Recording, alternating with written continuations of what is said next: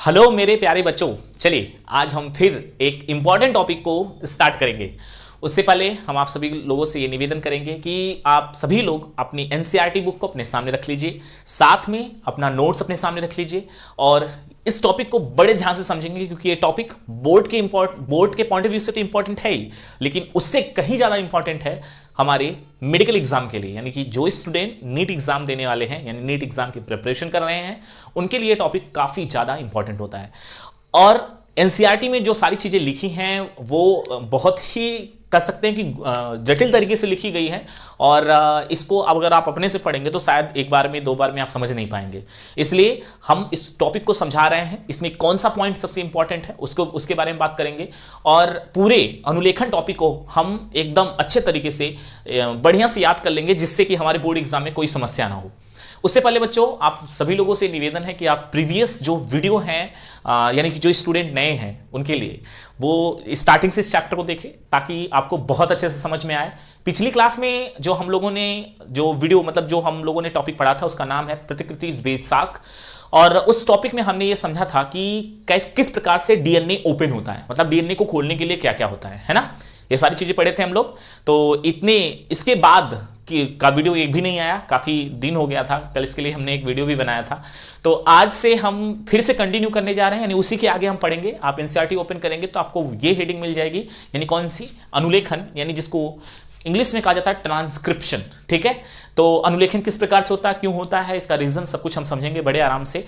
और जो है आप लोग अभी एनसीईआरटी नहीं लाया ना, कुछ लोग जाइए पहले एनसीईआरटी लेकर आइए, ठीक है, और एनसीईआरटी को ओपन करिए, पेज ओपन करिए, और उसके बाद देखिए कि हम क्या पढ़ा रहे हैं। तो ये हेडिंग जो कि बहुत ही छोटी है, एनसीईआरटी में बहुत बड़ी लिखी हुई है, उसके कॉन्सेप्ट बहुत इंपॉर्टेंट है, और कहां से किस जगह से कौन सा पॉइंट आपके कंपटीशन एग्जाम के लिए इंपॉर्टेंट है उसके बारे में बात करेंगे, यानी उसके बारे में बताएंगे भी। तो चलिए स्टार्ट करते हैं।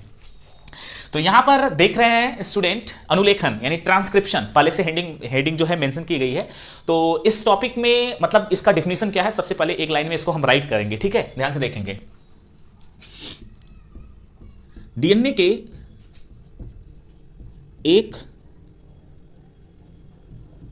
के एक रज्जुक पर उपस्थित आनुवंशिक सूचना को एमआरएनए पर प्रतिलिपिकरण करने की प्रक्रिया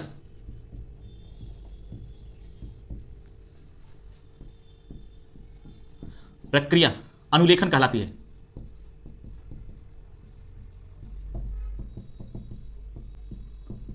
यहां पर जगह थोड़ा कम था, एडजस्ट हो गया उसी में। चलिए, हमने क्या बोला कि आप सभी लोग पता है कि जो हमारा यूकैरियोटिक कोशिका होती है, उस यूकैरियोटिक कोशिका के अंदर मतलब डीएनए, मतलब जो न्यूक्लियस होता है उसके अंदर डीएनए होता है। अब उस डीएनए पर जो इंफॉर्मेशन है, अब वो डीएनए जो एक मेन मॉलिक्यूल जिसको हमें सेल का ब्रेन भी कहते हैं, वो वहां से निकलकर बाहर आ नहीं सकता। तो उसके पास जो भी इंफॉर्मेशन है, वो इंफॉर्मेशन किस प्रकार से रिप्रेजेंट होगा।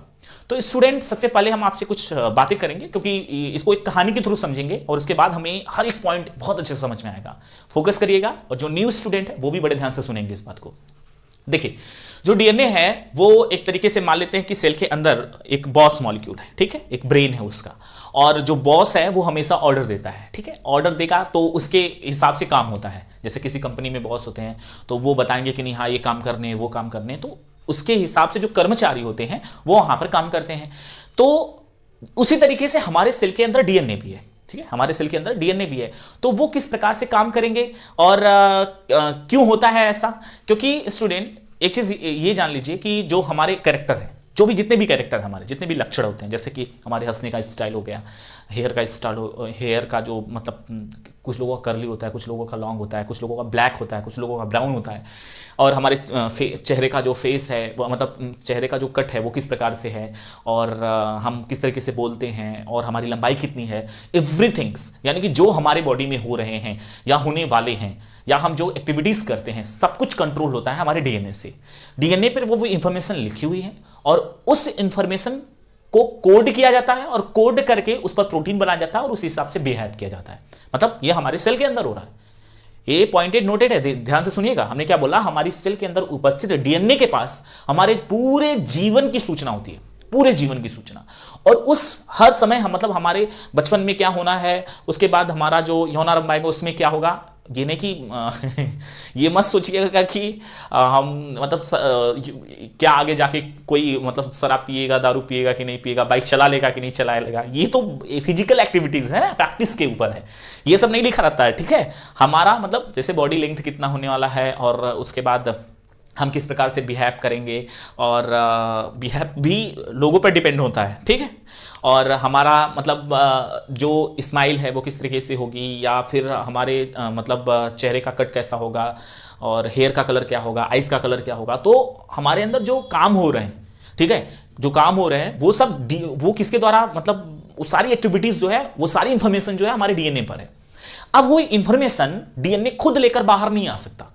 जैसे एक कंपनी में एक बॉस होता है, वो खुद काम नहीं करता, वो बताता है कि ये काम करना है, तो उसके ऊपर वो कर्मचारी होते हैं, उसके नीचे वाले कर्मचारी, फिर उसके बाद वो काम होता है।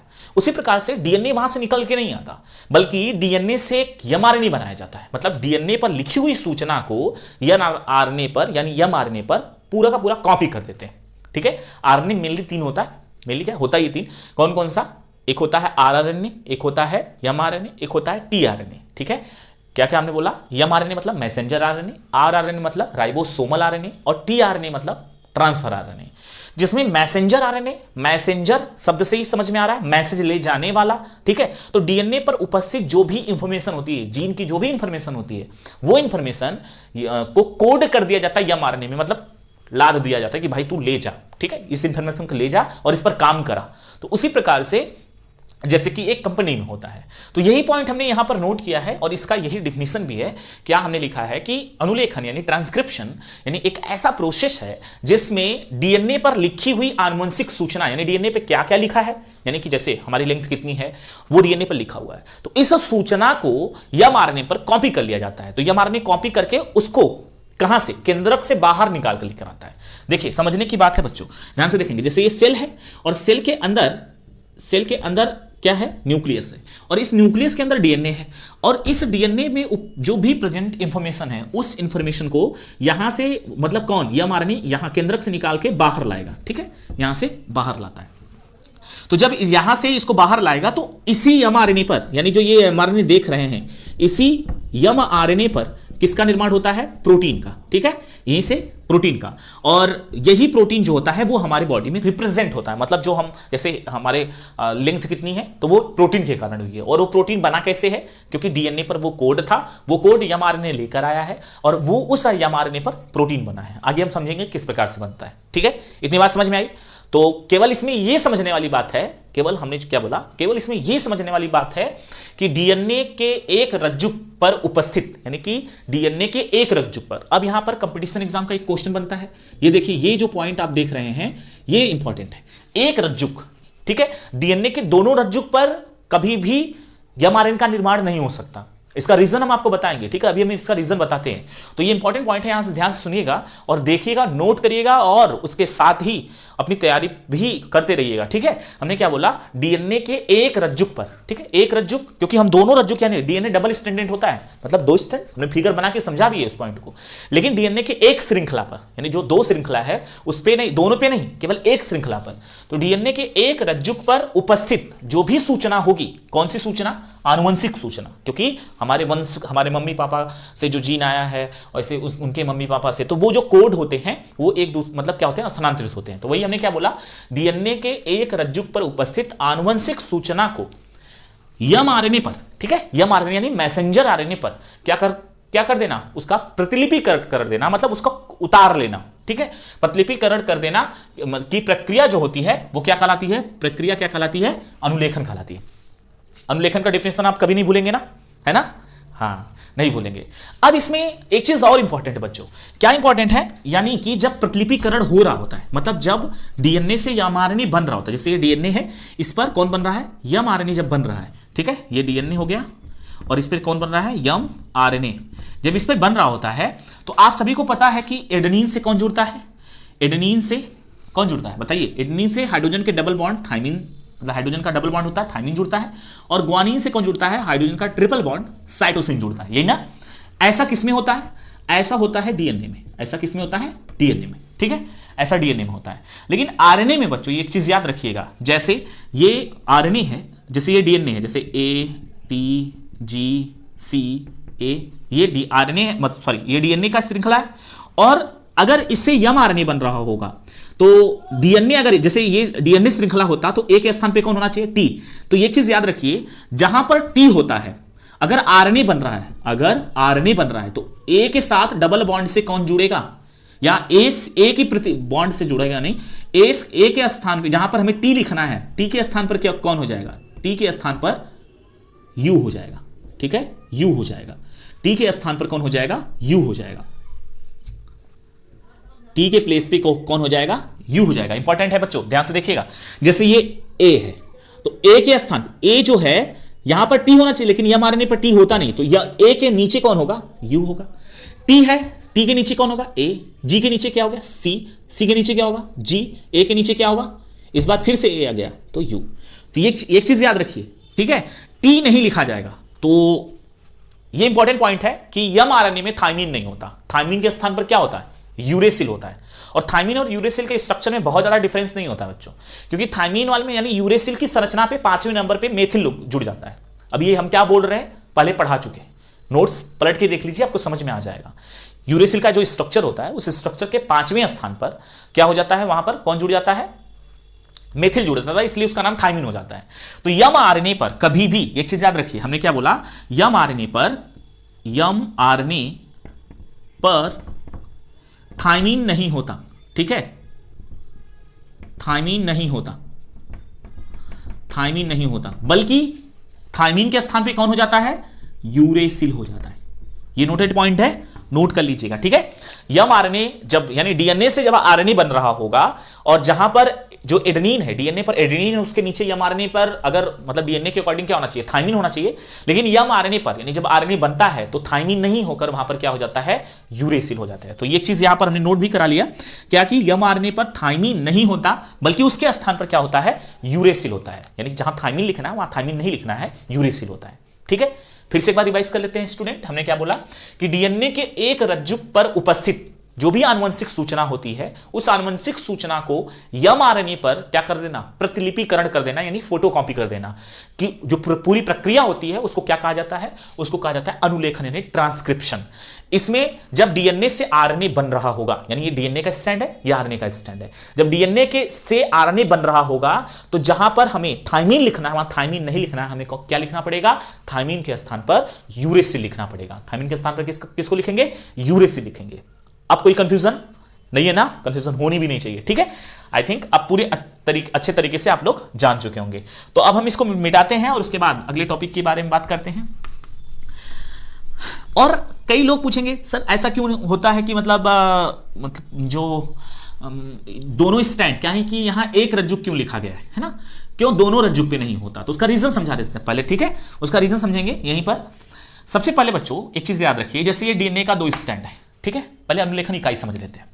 अनुलेखन इकाई क्या होता है, अनुलेखन इकाई में मुख्यतः 3 होती हैं, कौन कौन से, आपके बुक में भी लिखा होगा, उन्यायक जिसको इंग्लिश में प्रमोटर कहते हैं, दूसरे नंबर पे संरचनात्मक जीन होता है, और तीसरे नंबर पे क्या होता है, समापक होता है, ठीक है। तो डीएनए किस प्रकार से, डीएनए पर आरएनए किस प्रकार से कोड होता है, इस मैकेनिज्म से बताया जाएगा। पहले हम इसको समझेंगे कि डीएनए का ये 2 स्टैंड है, एक स्टैंड ए है और एक स्टैंड ए है, ठीक है। ये डीएनए का 2 स्टैंड है, और डीएनए के इस 2 स्टैंड पर कभी भी दोनों स्टैंड पर यम आरएनए का निर्माण नहीं होता, केवल एक स्टैंड पर होता है। और जिस स्टैंड पर यम आरएनए का निर्माण होता है, ध्यान से सुनिएगा, डीएनए के जिस स्टैंड पर यम आरएनए का निर्माण होता है, डीएनए के उस स्टैंड को क्या बोला जाता है, टेम्पलेट स्टैंड बोला जाता है, टेम्पलेट रज्जु बोला जाता है। फिर से ध्यान सुनिएगा, डीएनए ये क्या है, ये स्ट्रक्चर डीएनए का है, ये स्ट्रक्चर किसका है, डीएनए का है। तो डीएनए के जिस स्टैंड पर, डीएनए के जिस स्टैंड पर यम आरएनए का निर्माण होता है, उस स्टैंड को क्या कहा जाता है, उस स्टैंड को टेम्पलेट स्टैंड कहा जाता है। कोई दिक्कत शायद नहीं होगी, होनी भी नहीं चाहिए, अगर होगी तो कमेंट बॉक्स में जरूर पूछिएगा हमसे, ठीक है। और जिस स्टैंड पर मतलब डीएनए के दूसरा वाला जो स्टैंड होता है वो उसके पूरक होता है, और बिल्कुल मतलब जो mRNA के बिल्कुल समान नहीं कहेंगे, केवल एडेनिन के मतलब जहां पर थाइमिन लिखना था वहां पर यूरेसिल हो जाता है, तो मैक्सिमम चीजें समान होती हैं। इसलिए दूसरे स्टैंड का नाम क्या है, यानी डीएनए के दूसरे स्टैंड का नाम क्या है, कोडिंग स्टैंड है। ठीक है, इंपॉर्टेंट है, बहुत इंपॉर्टेंट है, बहुत इंपॉर्टेंट है कंपटीशन एग्जाम के पॉइंट ऑफ व्यू से। बच्चों जो बता रहे हैं ध्यान से सुनिएगा, फिर से एक बार रिवाइज कर रहे हैं। क्या हमने बोला कि डीएनए के 2 स्टैंड होते हैं। चलिए, ये स्टैंड है और ये स्टैंड है, डीएनए का ये 2 स्टैंड है। ठीक है, अब कोई दिक्कत नहीं होगी ना। अब इस स्टैंड से एक mRNA बन गया, जैसे ये डीएनए का एक स्टैंड है जिससे mRNA बन गया, लेकिन इस वाले स्टैंड से mRNA नहीं बनेगा, केवल इस वाले से बनेगा। अगर इससे बन रहा है तो इससे नहीं बनेगा, है ना। हमेशा डीएनए के केवल एक ही स्टैंड से mRNA का निर्माण होगा, और डीएनए के जिस स्टैंड से mRNA का निर्माण हुआ है, इस स्टैंड को क्या बोलेंगे, टेम्पलेट स्टैंड बोलेंगे। और जिस पर नहीं हुआ है, इस पर डीएनए का निर्माण, डीएनए से आरएनए नहीं बना है ना, तो जिस पे नहीं बना है उसको क्या बोलते हैं, कोडिंग स्टैंड बोलते हैं। ठीक है, कोई दिक्कत यहां तक, कोई दिक्कत नहीं ना। तो क्यों होता है ऐसा, क्यों होता है कि दोनों पे नहीं होता, उसका रीजन समझाते हैं बच्चों। क्योंकि अभी जैसे हम यहां पर ये डीएनए का स्टैंड है, जैसे लिख देते हैं एडेनिन, थाइमिन, ग्वानिन, साइटोसिन। ठीक है, हमने लिख दिया। अब आपको पता है कि एडेनिन से कौन जुड़ता है, थाइमिन, थाइमिन से कौन जुड़ेगा, एडेनिन, ग्वानिन से कौन जुड़ेगा, साइटोसिन, और साइटोसिन से कौन जुड़ेगा, ग्वानिन जुड़ेगा। यही ना होता है, यही ना होता है। अब ध्यान से देखिए, अब इसी पे जब mRNA बनना स्टार्ट होगा, जैसे इसी पे mRNA बनना स्टार्ट हुआ, तो जो टेम्पलेट स्टैंड है उसी पे mRNA बनेगा। ए के स्थान पे कौन हो जाएगा, U। ठीक है, क्योंकि हमने अभी भी बताया ना, अभी भी हमने नोट में लिखवाया है कि जहां पर mRNA का जब निर्माण होता है, आरएनए का जब निर्माण होता है, तो जहां थाइमिन है वहां थाइमिन लिखना नहीं है। जैसे एडेनिन से कौन जुड़ता है, हमेशा थाइमिन ही ना जुड़ता है, लेकिन जब mRNA बन रहा हो तो थाइमिन नहीं लिखना है, किसको लिखना है, यूरेसिल को लिखना है। ये इंपॉर्टेंट है। तो यूरेसिल हो गया, और उसके बाद थाइमिन की जगह पर कौन होगा, एडेनिन, भाई यही है ना, और ग्वानिन की जगह पे कौन होगा, साइटोसिन, और इसकी जगह पर क्या होगा, ग्वानिन होगा। मतलब सी से कौन जुड़ेगा, ग्वानिन, मतलब यही। तो यही एकदम सेम फोटोकॉपी की जाती है, यही सेम फोटोकॉपी की जा रही है, लेकिन सेम नहीं है वहां पर। एक चीज याद रखिए, सेम नहीं है। सेम कहां है ये बताते हैं, मतलब एकदम सिमिलर कौन है। अच्छा, आप इस वाले और इस वाले स्टैंड को देखो, ये डीएनए का पहला स्टैंड है, ये दूसरा स्टैंड है। इसमें कौन बना, ये mRNA बना। ये कौन बन रहा है, mRNA। इस वाले स्टैंड और इस वाले स्टैंड को देखो, क्या केवल एक जगह डिफरेंस नजर आ रहा होगा आप लोगों को, क्योंकि यहां T है, यहां U है। बाकी आप एक ये देख लो, ये देख लो, ये देख लो। तो बच्चों एक चीज याद रखिए कि जो टेम्पलेट स्टैंड पे बनने वाला mRNA है, क्योंकि ये इससे बना है, यानी जो ये वाला स्टैंड है ये इस वाले स्टैंड से कॉपी करके बन रहा है। ठीक है, एकदम मतलब प्रतिलिपिकरण का मतलब ये मत समझ लीजिएगा कि सेम सेम उतारा जाएगा, नहीं, उसका उल्टा कोडान लिखा जाएगा। जैसे आपको पता है ए से कौन जुड़ता है, टी जुड़ता है, तो अगर डीएनए पर ए होगा तो mRNA पर टी होगा। ठीक है, सॉरी, mRNA पर टी नहीं होगा, यू होगा। Sorry again sorry. ठीक है, हमने क्या बोला कि अगर डीएनए पर ए है तो mRNA पर U होगा, अगर डीएनए पर G है तो mRNA पर C होगा, अगर डीएनए पर C है तो mRNA पर G होगा। ठीक है, तो यहां पर देखिए कि ये जो स्टैंड है टेम्पलेट स्टैंड की तरह काम किया, और इस पर कौन बन रहा है, mRNA बन रहा है। तो ये जो mRNA बन रहा है, तो इस वाले डीएनए के खंड पर क्या बना, मतलब इस पर mRNA बना, तो इस वाले स्टैंड को क्या बोला गया, टेम्पलेट स्टैंड। और इस वाले स्टैंड पर नहीं बन रहा है, उसका रीजन समझ लो बच्चों। उसका रीजन इसलिए नहीं बन रहा है क्योंकि आगे मतलब वो प्रोटीन कोड नहीं करेगा। क्यों नहीं करेगा, उसका रीजन बताएंगे। लेकिन ये स्टैंड और ये स्टैंड क्या एक दूसरे के सिमिलर है ना, सिमिलर। देखो ये वाला स्टैंड और ये वाला स्टैंड दोनों सिमिलर हैं। जब ये दोनों सिमिलर हैं तो इसलिए इसका नाम पड़ जाता है कोडिंग स्टैंड, क्योंकि ये कोड हुआ है इसके जैसा है, केवल यहां यू है यहां टी है, बस यही फर्क है ना। यानी थाइमिन नहीं है यहां पर, केवल यू है, यानी कि यूरेसिल है। और हमने बताया कि आरएनए पर यूरेसिल होता है, थाइमिन नहीं होता है। तो इस वाले स्टैंड को इसलिए कहा जाता है कोडिंग स्टैंड। क्यों कहते हैं, क्योंकि वो mRNA के जैसा होता है। क्यों कहा जाता है कोडिंग स्टैंड, दूसरा वाले स्टैंड को, डीएनए के दूसरे स्टैंड को कोडिंग स्टैंड क्यों कहा जाता है, तो याद रखिए इसलिए कहा जाता है क्योंकि क्या है, क्योंकि वो mRNA के बिल्कुल जैसा है। ठीक है, इसलिए कोडिंग स्टैंड कहते हैं। टेम्पलेट क्यों कहा जाता है, क्योंकि उसी स्टैंड पर mRNA बन रहा है। आई थिंक अब कोई कंफ्यूजन नहीं होगी, है ना। तो इतनी चीज को मिटाते हैं ना। हाँ, रीजन अभी तक नहीं पता चला कि ऐसा क्यों होता है। तो ये चीज याद रखिए बच्चों, ये वाला जो देख रहे हैं, ये वाला स्टैंड, यानी जो ये mRNA बन के आ रहा है, जैसे ये mRNA बनकर बाहर आ गया, क्या है, U है, और ये क्या है, A है, और ये क्या है, C है, और ये क्या है, G है। अब थोड़ा फोकस करिए, अगर इस वाले स्टैंड पर भी mRNA बन जाए, इसे बनता नहीं है, अगर बन जाए तो क्या होगा, जी से कौन बनेगा, सी बनेगा, सी से कौन बनेगा, जी बनेगा, ए से कौन बनेगा, टी बनेगा, और टी से कौन बनेगा, ए बनेगा। क्या बच्चों अगर ये यम आर इस पर अगर ये स्टैंड बन गया तो क्या आप बताएंगे क्या यहां पर बॉन्डिंग नहीं हो सकती है? देखिए यहां पर क्या बॉन्डिंग नहीं हो सकती है? यहां पर इस तरीके से बॉन्डिंग हो सकती है ना? बताइए हो सकती है कि नहीं हो सकती? यानी ये भी mRNA जो कि टेम्पलेट पे बना है, यहां पर हमने बनाया है इसको, जो कि क्या किस पे बना है, टेम्पलेट पे बना है। और ये mRNA जो कोडिंग स्टैंड पे वैसे बनता नहीं, लेकिन अगर बन जाए तो क्या दोनों mRNA अगर सेल से बाहर निकलेंगे, क्या बाहर जाके बॉन्डिंग नहीं कर सकते हैं? कर सकते हैं। और जब बॉन्डिंग हो जाएगा, अगर दोनों mRNA पर बॉन्डिंग हो जाएगा तो अनुलेखन करने का क्या फायदा, क्योंकि उस पर प्रोटीन तो बनने ही नहीं है।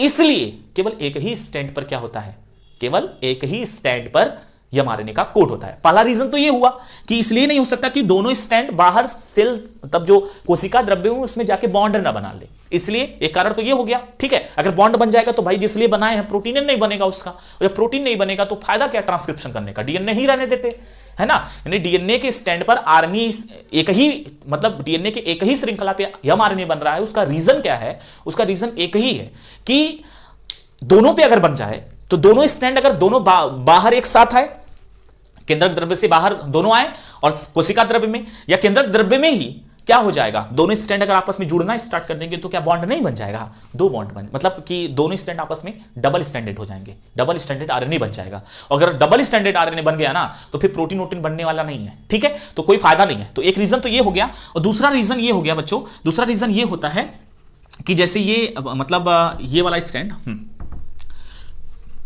दूसरा रीजन बताते हैं।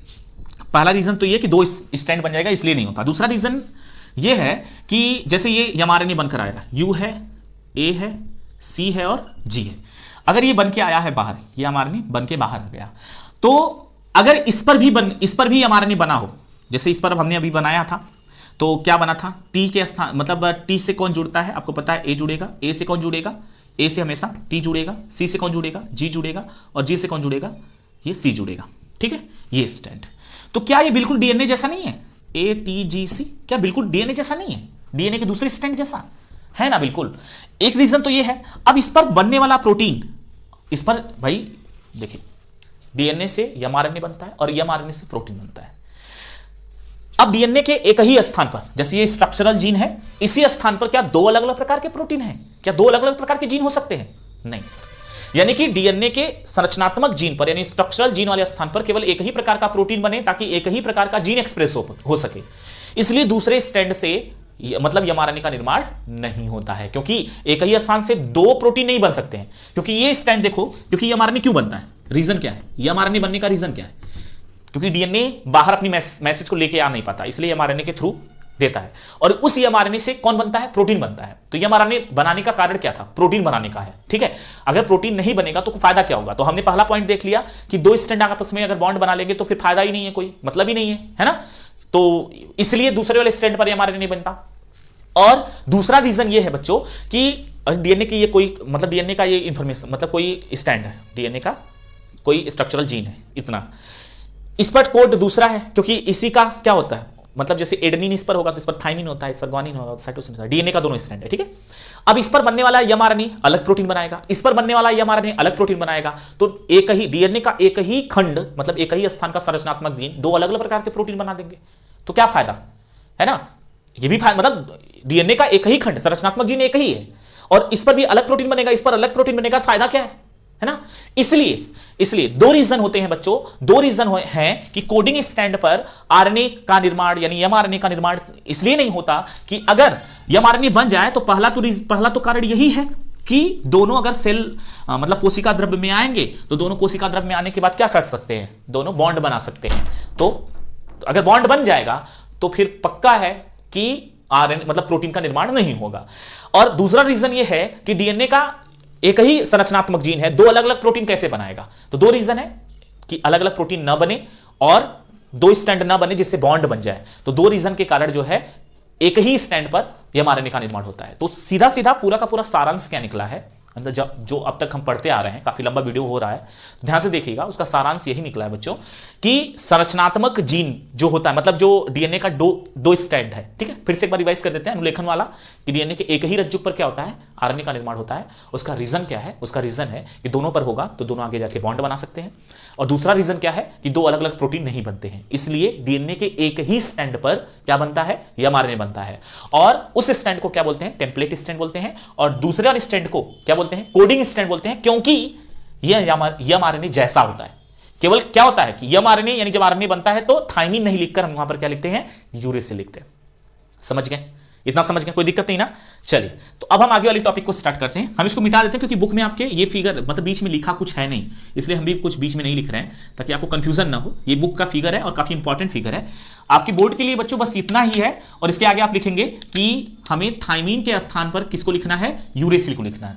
तो बस ये आपके बोर्ड के हिसाब से सही हो गया। बाकी आपके कंपटीशन एग्जाम के हिसाब से आपको ये याद रखना है कि टेम्पलेट स्टैंड किसको कहेंगे? टेम्पलेट स्टैंड वो स्टैंड होता है जहां पर जिस स्टैंड पर एमआरएनए बनता है, कोडिंग स्टैंड पर एमआरएनए नहीं बनता। उसका रीजन हमने बता दिया। अब बात करेंगे बच्चों कि अनुलेखन किस प्रकार से होता है, ठीक है। तो और कहां होता है ये भी इंपॉर्टेंट है। तो अनुलेखन जो होता है वो डीएनए के स्टैंड पर होता है, और इसके लिए एक एंजाइम होता है। जैसे डीएनए से डीएनए बनाने के लिए DNA dependent DNA polymerase enzyme था। डीएनए से डीएनए बनाने के लिए कौन सा एंजाइम काम कर रहा था? DNA dependent DNA polymerase enzyme, सही ना? यानी डीएनए से डीएनए बना रहा था। तो डीएनए से आरएनए बनाने के लिए कौन सा एंजाइम काम करेगा? तो एक ही एंजाइम होता है, उसका नाम क्या है? DNA dependent RNA polymerase, RNA polymerase, ठीक है। यह एंजाइम है, ये क्या है? एंजाइम है। यह ऐसा एंजाइम है जो डीएनए के स्टैंड पर क्या बनाता है? एमआरएनए का निर्माण करता है। डीएनए के स्टैंड पर एमआरएनए का निर्माण किया जाता है, वो उसके लिए कौन सा एंजाइम काम करता है? DNA dependent DNA polymerase. और आपको पता है पॉलीमरेज का एक क्राइटेरिया है भैया कि हम हमेशा 5 से 3 वाला स्टैंड बनाएंगे, और जो स्टैंड जिस स्टैंड पर बनाएंगे वो स्टैंड 3 से 5 होना चाहिए। मतलब ये 5 से 3 की दिशा में काम करेगा, 5 से 3 की दिशा में। यानी जो एमआरएनए बनेगा वो किस स्टैंड, मतलब क्या होगा? वो 5 से 3 होगा। उसका स्टैंड कैसा होगा? 5 से 3 होगा। तो डीएनए कैसा होना चाहिए? डीएनए कैसा होना चाहिए? 3 से 5 होना चाहिए, ठीक है। डीएनए 3 से 5 होना चाहिए। यानी इसका मतलब समझिए, डीएनए के 3 से स्टार्ट करेगा, 5 के साइड ले जाएगा, लेकिन एमआरएनए का स्टैंड कौन सा होगा? 5 से 3। तो DNA dependent DNA RNA polymerase का एक क्राइटेरिया है, वो क्या है कि वो हमेशा 5 से 3 की दिशा में काम करेगा। यानी जैसे ये डीएनए है और ये डीएनए है, ये वाला स्टैंड मान लेते हैं 3 और ये वाला मान लेते हैं 5। डीएनए का ये 3 है और ये 5 है। तो जो इससे एमआरएनए बनेगा, 5 उसका इधर होगा और 3 उसका इधर होगा। समझ गए? है ना? ये हमेशा जो पॉलीमरेज एंजाइम है यानी आरएनए पॉलीमरेज या डीएनए पॉलीमरेज, उसका एक क्राइटेरिया क्या है कि वो हमेशा 5 से 3 की दिशा में, ये 5 वाला स्थान है, ये 3 वाला है, और जिस पर ये कोड करता है वो स्टैंड कैसा होना चाहिए? 3 से 5 होना चाहिए, ठीक है। ये बात समझ में आ गई। और जिसको ये 3-5 समझ में नहीं आ रहा है ना, वो इससे पहले वाला वीडियो लेक्चर नंबर 14 देख ले, आपको बहुत अच्छे से समझ में आ जाएगा, ठीक है बच्चों। तो हमेशा एमआरएनए का निर्माण 5 से 3 की दिशा में होगा, और जिस पर होगा वो डीएनए कैसा होगा? 3 से 5। आप देख सकते हैं 3 से 5 स्टैंड है, और इसी पर एमआरएनए बनेगा, तो जो एमआरएनए बनेगा वो 5 से 3 की दिशा वाला होगा, ठीक है। तो ये इसकी क्राइटेरिया है। तो एक ही एंजाइम है, कौन सा है? DNA dependent RNA polymerase enzyme, ठीक। तो इसमें जो ये एंजाइम काम करता है वो कहां पर काम करता है? जैसे आपके मतलब जो यहां बोर्ड पर एक फिगर है, उस फिगर को समझाते हैं। अब हम आ गए हैं एकदम एंड वाले पॉइंट पर, जहां पर इस फिगर को समझना है। फिगर क्यों इंपॉर्टेंट है? ध्यान से देखेंगे, क्योंकि जैसे ये जीन है, संरचनात्मक जीन मतलब कोई भी जीन हो सकता है। जैसे मान लेते हैं कि किसी भी बच्चे का ये लंबाई वाला जीन है, ठीक है। मान लेते हैं उसके लंबाई वाला जीन है, या उसके हेयर का जीन है, या उसके आइस के कलर का जीन है, ठीक है। तो कोई भी एक जीन हो सकता है। यहां पर क्या है? एक जीन है। अब इस जीन को एमआरएनए पर कोड करना है, क्योंकि एमआरएनए जाएगा सेल द्रव्य में, मतलब कोशिका द्रव्य में, और वहां जाकर क्या करेगा? वो आरएनए से क्या बनाएगा? प्रोटीन, और प्रोटीन बनाएगा तभी वो अपने आप को रिप्रेजेंट कर पाएगा। तो इस संरचनात्मक जीन को कोड करने के लिए ये जो आरएनए पॉलीमरेज एंजाइम था, कौन सा? RNA polymerase enzyme. RNA polymerase enzyme इस वाले स्थान पर यानी संरचनात्मक जीन से थोड़ा पहले क्या करेगा? को मतलब यहीं पर अटैक करेगा। अटैक का मतलब ये नहीं कि कुछ गोली बारूद चलाएगा, मतलब यहां से वो स्टार्ट करेगा और जिस स्थान से वो स्टार्ट करता है उस स्थान को प्रमोटर कहा जाता है, उन्नायक हिंदी में कहा जाता है। यानी आरएनए पॉलीमरेज जहां से डीएनए से जुड़ता है, आरएनए पॉलीमरेज जिस स्थान से डीएनए से जुड़ता है उस स्थान को क्या कहा जाता है, उन्नायक यानी प्रमोटर कहा जाता है। क्लियर है? कोई दिक्कत ना, कोई दिक्कत नहीं होनी चाहिए। तो प्रमोटर वो स्थान होता है जहां से आरएनए पॉलीमरेज जुड़ता है और संरचनात्मक जीन को कोड करता है। जैसे यहां पर एडेनिन है, यहां ग्वानिन है, यहां साइटोसिन है, यहां मान लेते एडेनिन है, तो इस पर जो कोड होगा वो क्या हो सकता है, जैसे ए की जगह पर हम टी, मतलब यहां टी तो लिख नहीं सकते, ए से हमेशा टी ही जुड़ता है, डीएनए में ऐसा होता है। लेकिन आरएनए में हम ए से कौन जोड़ेंगे, यू, यहां क्या होगा सी, यहां पर क्या होगा जी, यहां पर क्या होगा, यहां पर भी यू हो जाएगा। ठीक है, बात समझ रहे हैं कि नहीं समझ रहे हैं? अब इस संरचनात्मक जीन को हम क्या बोलेंगे, यम आर एन ए कहेंगे। क्या कहेंगे उसको, यम आर एन ए कहेंगे। तो आरएनए पॉलीमरेज जहां जुड़ता है उसको प्रमोटर यानी उन्नायक कहते हैं। अब इस संरचनात्मक जीन को, यानी कोई एक जीन है जिसका कोड करना है एमआरएनए पर, तो ये कोड करके कहां निकल कर आएगा, कोशिका द्रव्य में। यानी जैसे ये सेल है तो यहां पर ये प्रक्रिया हो रही है सेल के न्यूक्लियस में, और न्यूक्लियस से बाहर निकलेगा, कहां निकल के आएगा, यानी ये जो एमआरएनए है बाहर निकल जाएगा, तो निकलेगा कहां पर, ये आ जाएगा कहां पर, कोशिका द्रव्य में। और इसी कोशिका द्रव्य में किसका निर्माण होगा, प्रोटीन का निर्माण होगा। समझ रहे हैं ना? और जहां पर जैसे संरचनात्मक जीन खत्म हो गया, यानी बच्चे का जो लंबाई वाला जीन है अब वो खत्म हो गया, तो खत्म हो जाएगा, तो उसी वाले स्थान पर क्या होता है, टर्मिनेटर यानी समापक होता है, यानी कोडाउन होते हैं समापक के। उस कोडाउन के कारण यह आरएनए पॉलीमरेज एंजाइम यहां से काम करना बंद कर देता है। यानी उन्नायक से जुड़ता है, काम स्टार्ट करता है, संरचनात्मक जीन को कोड किया और कोड करने के बाद समापक पर जाने के बाद वो बंद हो जाएगा। मतलब आरएनए पॉलीमरेज यहां पर एंट्री किया, यहां से बाहर निकल जाएगा, इसलिए इस स्थान को क्या बोला जाएगा, टर्मिनेटर। यह हर किसी जीन के स्टार्ट पॉइंट में क्या होता है, प्रमोटर होता है, और एंड पॉइंट पे टर्मिनेटर होता है। ठीक है बच्चों, तो ये पूरा मैकेनिज्म था, और पूरे मैकेनिज्म मतलब मैकेनिज्म कह रहे हैं, मतलब पूरा जो सिस्टम था हमने पढ़ाया आपको, और ये बहुत ही इजी वे में हमने पढ़ाया, क्योंकि एनसीईआरटी में बहुत जटिल तरीके से लिखा है। जिस भी स्टूडेंट को ये वीडियो समझ में नहीं आया हो, प्लीज आप एक बार फिर से समझिए, बल्कि इससे पहले आप पिछला लेक्चर एक बार जरूर देख लीजिए, और लेक्चर देखने के बाद इस वीडियो को देखिए, आपको बहुत अच्छे से समझ में आएगा। पूरा सारांश बता दे क्या हुआ कि डीएनए से एमआरएनए बनाया जाता, क्यों बनता, उसका रीजन हमने बताया। डीएनए से एमआरएनए बनाने की जो प्रक्रिया होती है उसको क्या बोलते हैं, उसको क्या बोलते हैं, अरे भाई अभी तो पढ़ रहे हैं। डीएनए से एमआरएनए बनने की प्रक्रिया ट्रांसक्रिप्शन कहलाती है, यानी अनुलेखन कहलाती है। ठीक है, और हमेशा एक ही स्टैंड पर बनता है, उसका रीजन हमने बताया। और हम जब एमआरएनए बनेगा तो हम थायमिन नहीं लिखेंगे उसके स्टैंड पर, यूरेसिल लिखेंगे। उसके अनुलेखन की जो इकाई है वो 3 होती हैं, एक प्रमोटर जहां से आरएनए पॉलीमरेज काम करता है, और संरचनात्मक जीन जो कि जीन हमें कोड करना है, और टर्मिनेटर मतलब जो हमारा समापक होता है, यानी जहां पर समाप्त किया जाता है। तो ये रहा आज का सारांश। आज के टॉपिक आपको कैसी लगी, समझ में आई, क्या समझ में आई, किस तरीके से आई, कहां आपको कंफ्यूज किया, उसको हमें कमेंट बॉक्स में जरूर बताएंगे। अगर समझ में आई हो तो आप वो भी बताएंगे हमको, और अगर नहीं समझ में आई तो एक बार और जरूर देख लीजिएगा वीडियो, क्योंकि काफी लंबा वीडियो हो गया है। और एक बार एनसीईआरटी पढ़ लीजिए, नोट्स पढ़ लीजिए। तो चलते हैं बच्चों, आज की क्लास यहीं पर समाप्त करेंगे, फिर से मिलेंगे नेक्स्ट क्लास में। Thank you so much, thanks for watching all of you. लेकिन हाँ, उससे पहले क्वेश्चन है, भूल गए। क्वेश्चन ये है कि डीएनए का जो प्रतिकृति, डीएनए से डीएनए बनने का जो प्रोसेस होता है वो किस फेज में होता है। सेल साइकिल पढ़े हैं ना क्लास 11th में, तो डीएनए से डीएनए किस फेज में होता है। ठीक है, डीएनए से डीएनए बनने का जो प्रोसेस होता है, यानी प्रतिकृति जो होती है, डीएनए से डीएनए बनने की जो प्रक्रिया होती है वो सेल साइकिल के किस अवस्था में होती है। एक चीज ये हमें बताएंगे, और पुनर्योगत डीएनए का निर्माण कब होता है ये भी हमें बताएंगे। 2 क्वेश्चन है, कमेंट बॉक्स में इसका आंसर चाहिए हमको। और अब हम चलते हैं। Thank you so much.